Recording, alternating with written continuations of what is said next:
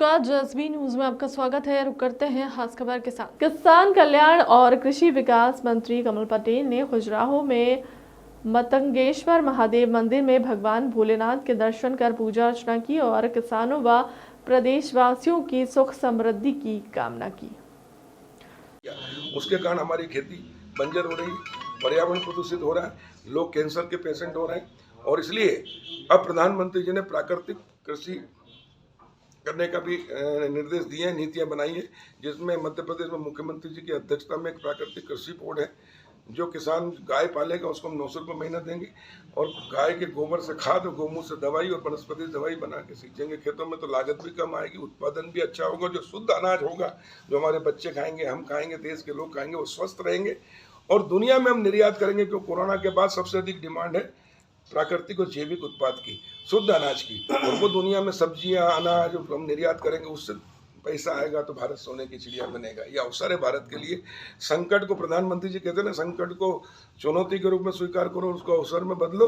तो ये कोरोना संकट था पूरी महामारी दुनिया की, लेकिन इसको भी हमने एक चुनौती के रूप में स्वीकार किया और अवसर में बदल रहे हैं और ये देश के लिए बहुत अच्छा अवसर है। इसलिए प्रधानमंत्री जी ने 1 लाख करोड़ रुपए कृषि अवसंरचना विकास फंड के लिए दिए, उसमें भी मध्य प्रदेश देश में नंबर 1 है और हम किसानों को आत्मनिर्भर बनाकर देश को आत्मनिर्भर बनाएंगे।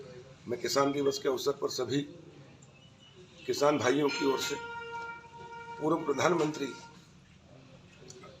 पूजनीय चरण सिंह जी के चरणों में प्रणाम करता हूं कि उनकी जयंती है, उनको पुष्पांजलि अर्पित करता हूं और किसान भाइयों के उज्जवल भविष्य की हम कामना करते हैं। किसान दिवस की सबको बहुत बधाई। इसके कारण जो बिचौलिए कमाते थे वो किसान सीधा कमाएगा, वो किसान 500 रुपये में नहीं बेचेगा, 100-200 में बेचेगा आलू की चिप्स, तो भी किसान को बचेगा, मजदूरों को काम मिलेगा, मुट्ठी भर की बजाय सबको मिलेगा। और इस प्रकार गांव में जो 80%, 70%, 68% लोग रहते हैं किसानी और मजदूरी के आधार पर, या वो सब अब रोजगार करेंगे, तो पैसा जो मुट्ठी भर के पास आता था वो पूरे देश में सबके पास आएगा। इससे गरीबी हटेगी, बेरोजगारी मिटेगी, गांव आत्मनिर्भर होगा, हर आदमी खुशहाल होगा और सबकी आय बढ़ेगी और इस प्रकार देश आत्मनिर्भर होते दुनिया में सिरमौर बनेगा। पुनः भारत माता सोने की चिड़िया बनेगी। जो बहुराष्ट्रीय कंपनियों के पास पैसा जा रहा है वो अब गांव में किसानों के पास जाएगा और देश के पास ही रहेगा और सस्ताई भी आएगी। इससे अभी जो महंगाई है, मोनोपोली है, बहुराष्ट्रीय विज्ञापन का जमाना है,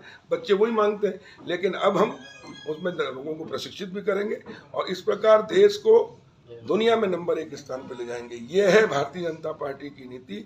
लोकतंत्र में सबसे बड़ी शक्ति होती जनता और जनता के लिए हम देश के लिए काम कर रहे हैं। कांग्रेस ने तो बहुराष्ट्रीय कंपनियों के लिए काम किया और इसलिए मुट्ठी भर लोग अरबपति खरबपति हो गए, देश गरीब रह गया।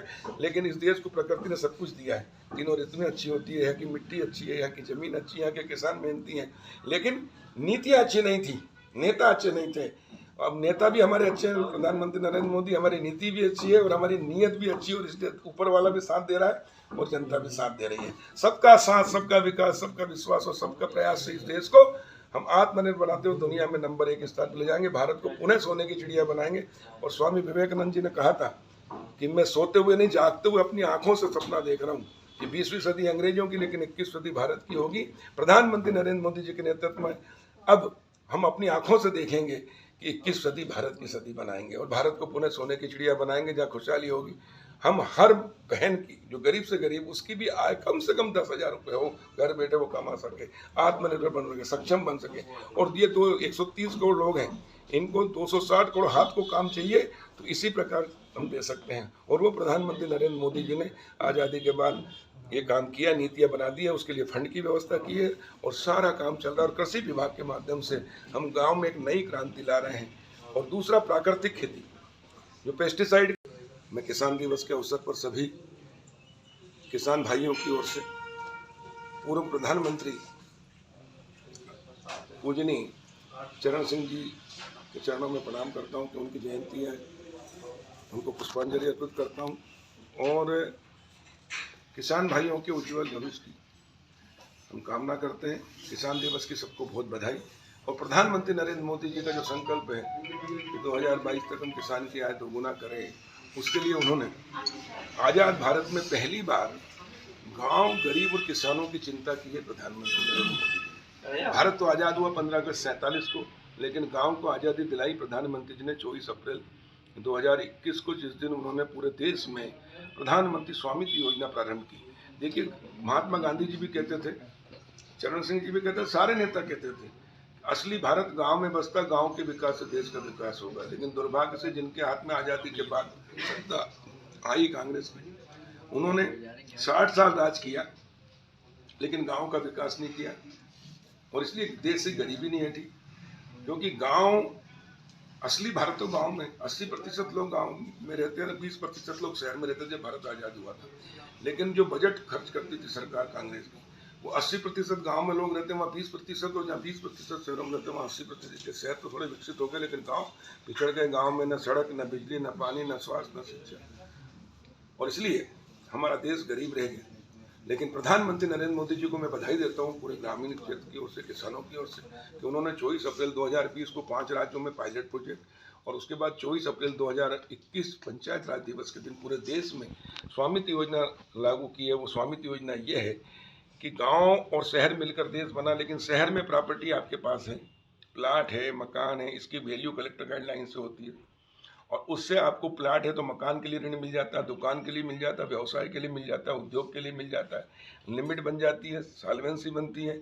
जब बैंक से ऋण लेते हैं तो सब्सिडी मिलती है सरकार की 40%, 50%, 33%। और इसलिए शहर के लोग तो मुट्ठी भर लोग तो अरबपति खरबपति हो गए जो हजारपति थे। लेकिन गांव पिछड़ गया क्योंकि गांव आबादी में बसता है और आबादी का मालिकाना हक नहीं दिया गया आज तक।